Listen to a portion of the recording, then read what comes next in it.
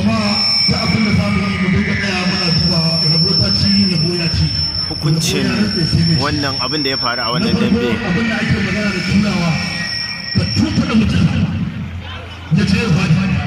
ko ba gane ba ko kuma haka na rike da shi haka dai shafe ce ya fadi ce muka duba ko kuɗe ya dafa wuyansa haka yana so ya daga laushi yana kai laushi shi na kiya ya kamata ya yi kwana da ya ce amma shi da kansa ya zo ya yi baya ya fito da aka bayan ya shiga a bada fure da shi wani dambe.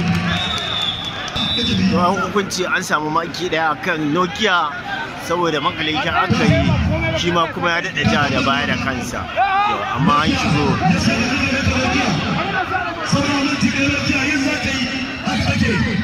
la ilaha illa al-halali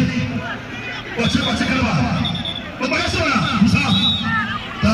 kai Nokia ba abin da ka yi da Allah haka take kai za ka yi Nokia sauranku rabin minti Nokia kai za ka yi Nokia la ilaha illallah kai za ka yi Nokia kuma ubannan kai sauranku safan 20 Damba ya zo ƙarshe. safan 15 Damba ya zo ƙarshe. Damba ya zo ƙarshe. safan 11 sauranku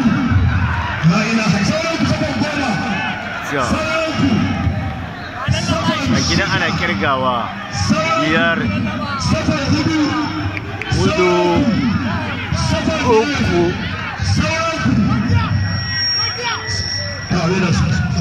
to an zai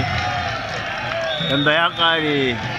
Shagon Sama'ila ya galaba da wannan maki da aka yi takaddama a kansa sai da aka yi dogon nazari. Ci gaba da kallon tashar Damba Sak, ku subscribe, ku like domin ganin dambe da ɗumin